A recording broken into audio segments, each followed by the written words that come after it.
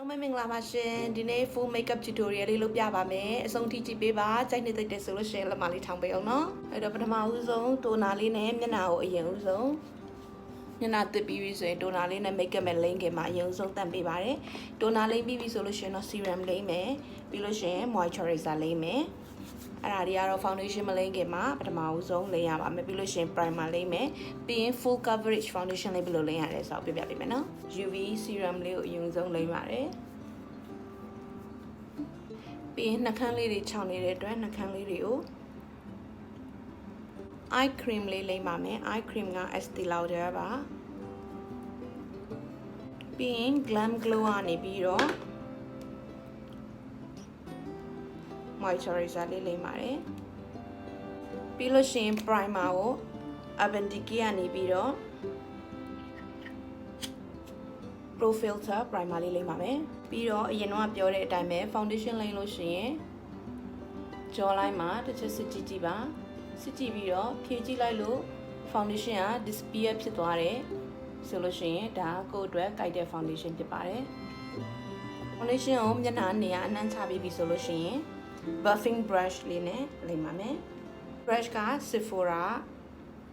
foundation brush number 47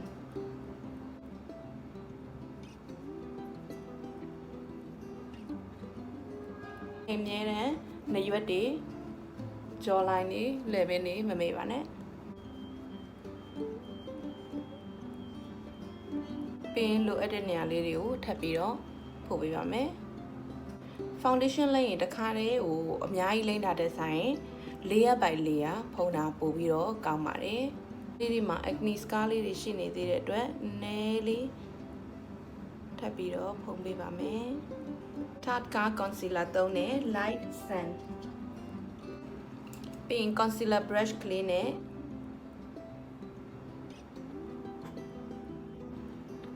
လိုအပ်နေတဲ့နေရာလေးတွေကို highlight လုပ်ပေးပါမယ်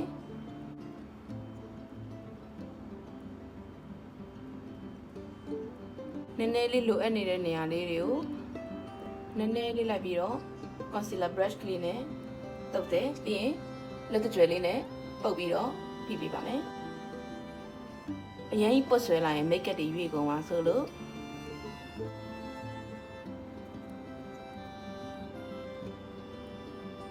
လိုတဲ့နေရာနှာကြားလေးတွေဒီပါးစပ်ဘေးလေးနည်းနည်းညိုတဲ့နေရာတွေပြီးရင်မျက်စိအောင်မှာ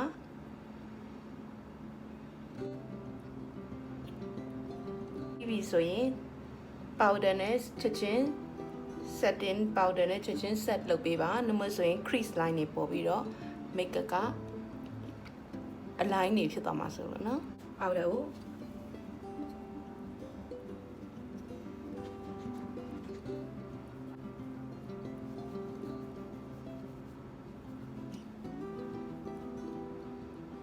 ဒီလိုမျိုး angle brush ကလေးနဲ့ browser လေးကိုယူပြီးရင်ဒီနေရွက်ကနေစပြီးတော့မျက်စိဒီအဆုံးအထိ line လေးကိုပဲ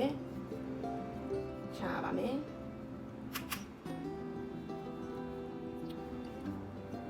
ပြီးအမြဲတမ်းအပေါ်ကိုယူသွားတဲ့ motion လေးနဲ့သွားမယ်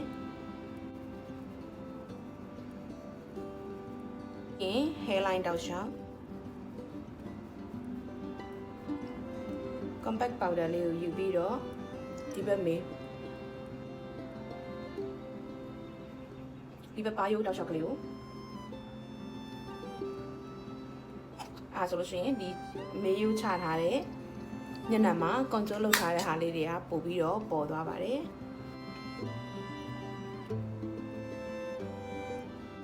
ပြီးရင်ခုနကလိုပဲ compact powder လေးကိုယူပြီးတော့ဘေးလေးတွေမှာနှာတန်လေးပို့ပေါ်အောင်လို့ဒီဘေးလေးတွေကိုလိုက်ပြီးတော့လိမ့်ပေးပါရှင်းမလေးကိုယူပြီးတော့နှာခေါင်းထိတ်ကလေးပြီးရင်ဒီနှာခေါင်းရိုးထိတ်ကလေးမှာလိမ့်ပေးလိုက်ရင်နှာတန်လေးကပေါ်သွားပြီ blusher လေးနည်းနည်းလေးတင် okay ပြီးရင်မျက်လုံးကိုသွားမယ် crease line နေမျက်လုံးအပေါ်မှာမရှိဘူးဆိုတော့မှ powder လေးနည်းနည်းလေးနဲ့အရင်ဆုံးဖြီးပေးမယ်ပြီးဆိုလို့ရှိရင်အညိုရောင်ကိုမှရှိတဲ့ကြိုက်တဲ့အညိုရောင် eye shadow လေးကိုတင်ပေးပါ shadow လေးကိုမျက်ခွန်တစ်ပြင်လုံးတင်ပေးမယ် layer တစ်ခုချင်းစီသွားမယ် blending brush ကလေးနဲ့ပဲအညိုရောင်လေးကိုတင်ပေးမယ်ပြီးတော့ဒီ SEPHORA ကနေပြီးတော့ jewel လာတဲ့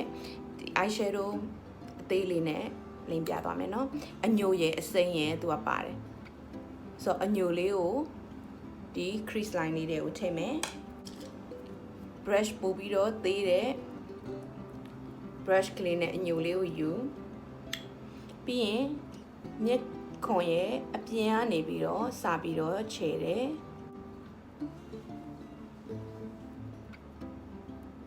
မျက်ခွန်ရဲ့အပြင်ကနေပြီးတော့မှဖြည်းဖြည်းချင်းယူလာမယ်အပေါ်လေးကိုဖြည်းဖြည်းလေးတက်သွားတဲ့ပုံစံမျိုးလေးဒီအညိုလေးကိုယူတယ်ဒီဘက်ဘေးအပေါ်အပြင်ကနေပြီးတော့ယူလာတယ်ခုနက blending brush ကလေးနဲ့ပြန်ဖြီးပြီးတော့ပထမဦးဆုံးဆိုထားတဲ့အညိုအဖြော်လေးအသားရောင်လေးနဲ့ဒီအညိုရင်းရောင်လေးနဲ့ကိုနှစ်ခုကို blend လုပ်ပေးမယ်အဲ့လိုမျိုး blend လုပ်ပေးခြင်းအပြင်ဒီမျက်ခုံမြင်မှာအယောင်ကနှစ်ယောင်ကတသက်စီဖြစ်မနေတော့ဘူးတသက်စီဖြစ်မနေတော့ဘဲနဲ့အလေလေးမှာဖွာပြီးတော့ထွက်သွားတဲ့ပုံစံမျိုးလေးလုပ်ပေးမယ်ဒီ crayon black eyeliner လေးကို tight line နေထဲမှာဆိုပေးမယ်ပြီးရင် eyelash နဲ့အကတ်ဆုံးနေရာလေးမှာလည်းဆွဲပေးမယ်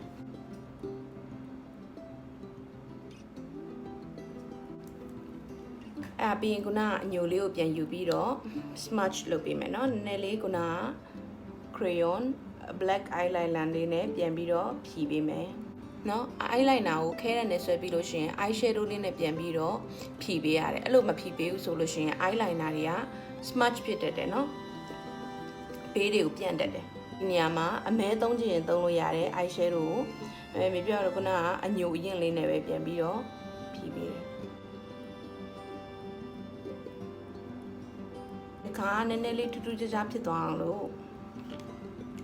Kat Von D crayon eyeliner လေးအစိမ်းရောင်လေးကိုဆွဲမယ်ဒီတစ်ခါအညိုရဲ့အစိမ်းရယ်ဆိုတော့အပေါ်ကိုအညိုဆိုမယ်အောက်ဘက်ကိုအစိမ်းရောင်လေးဆိုမယ်အစိမ်းရောင်လေးကို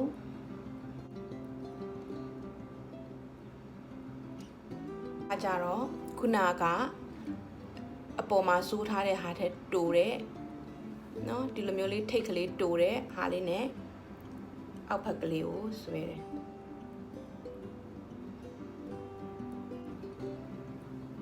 ဒီအရောင်ကတိတ်ပြီးတော့မပေါ်ပြီးရင်သူက shimmer လေးနည်းနည်းပါတယ်เนาะ shimmer လေးနည်းနည်းပါတော့ပြောင်ပြောင်လေးအဓိက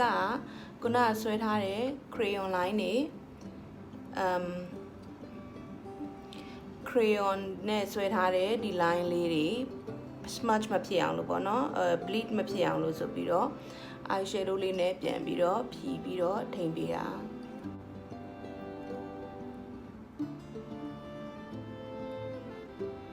ပြီးရင်ဒီနည်းနည်းလေးအပြောင်ပါတဲ့အညိုဘက်တန်းတဲ့ဟာလေးကိုမျက်ခုံပေါ်မှာတင်ပေးမယ်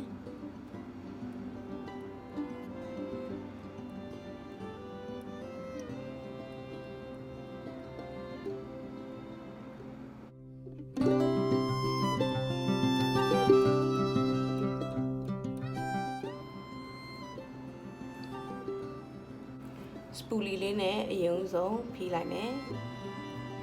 ပြီးရင်လိုအပ်တဲ့နေရာလေးတွေကိုပဲလိုက်ပြီးတော့ဖြည့်ပေးမယ်မျက်ခုံးမွေးဆွဲတဲ့နေရာမှာဒီဟာနှာခေါင်းရဲ့ဘေးကနေပြီးတော့နေရာပထမဦးဆုံး starting point เนาะ starting point ပြီးရင်မျက်မှန်ကိုတက်တက်ကြည့်မယ်မျက်လုံးရဲ့အစုံအဲ့ဒါကဟာဒီမျက်ခုံးမွေး arch ကလေးပေါ့နော်ဒီတောင်ကျွန်းလေးပြီးရင်နှာခေါင်းဘေးကနေပြီးတိုင်းလို့မျက်လုံးအစုံမှာတိုင်းလိုက်လို့ရှိရင်ဒါသူ့ရဲ့စုံတဲ့နေရာဖြစ်ရမယ်ဒါကတော့သူ့ရဲ့ standard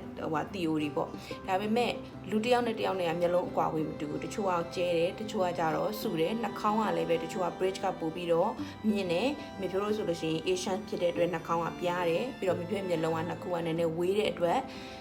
ဒါကတော့ကိုယ့်ရဲ့ လိုချင်တဲ့နေရာလေးတွေမှာယူပြီးတော့ shadow နောက်ဆုတ်ကလေးဆွဲလို့ရတယ်နော်နောက် powder လေးနဲ့အရင်ဆုံးလိုက်ပြီးတော့ဖြည့်လိုက်တယ်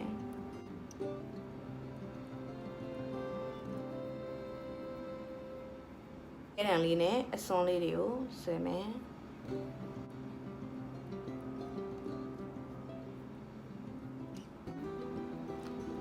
လုံးဝကြီးပေါင်ခတ်စရာမလိုဘူးလိုအပ်တဲ့နေရာလေးကိုပဲဖြည့်ပြီးတော့တစ်ချောင်းချင်းစီဆွဲသွားလို့ရတယ်နော်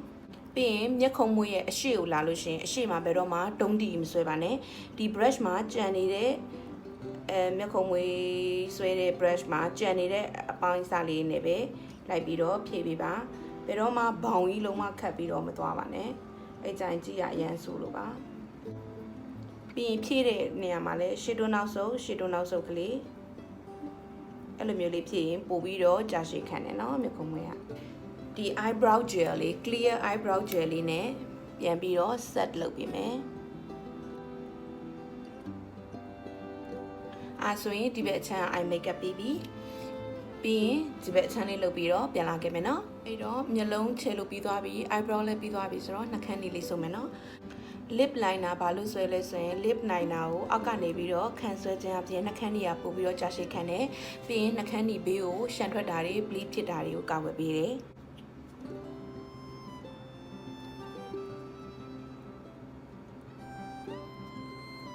အောက်မှာဒီလိုမျိုးလေးဆွဲထားခြင်းအပြင်အစားတွေဘာတွေစားလို့အပေါ်ကနှာခမ်းကြီးကအယောင်ပြတ်သွားရင်တော့မှပဲဒီမှာ base လေးကကျန်နေရပါတော့အဲ့တော့ဒီလိုလေးလုပ်ပေးခြင်းအပြင်ပို့ပြီးတော့နှာခမ်းကြီးကိုကြာရှည်ခံစေတယ်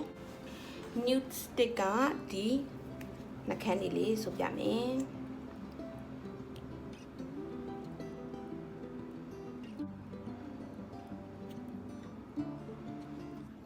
ဒါကတော့ final look လေးပါပြီးရင် setting spray လေးဖြတ်မယ် DECAY ရဲ့ all nighter လေးကိုဖြတ်မယ်ဒါလေးကတော့ final look လေးပါမေဖြုတ်ကလေးပြသွားတဲ့ပစ္စည်းတွေကိုအကုန်လုံးရေးချထားပေးပါမယ်ဒါပေမဲ့အကုန်လုံးလိုက်ပြီးတော့ဝယ်ပြီးလိမ့်စရာမလိုပါဘူး idea ပေးရုံလောက်ပါပဲပညာလေးကိုမျှဝေပေးတာပါကို့မှာရှိတဲ့ပစ္စည်းနဲ့လိုက်ပြီးတော့လိမ့်လို့ရပါတယ် eye shadow foundation နှာခမ်းနီအကုန်လုံးအစအဆုံးကို့မှာရှိတဲ့ပစ္စည်းလေးတွေနဲ့ပဲလိမ့်လို့ရအောင် idea လေးပေးခြင်းဖြစ်ပါတယ်အားလုံးပဲကြိုက်နေတတ်မယ်လို့မျှော်လင့်ပါတယ်ကျေးဇူးတင်ပါတယ်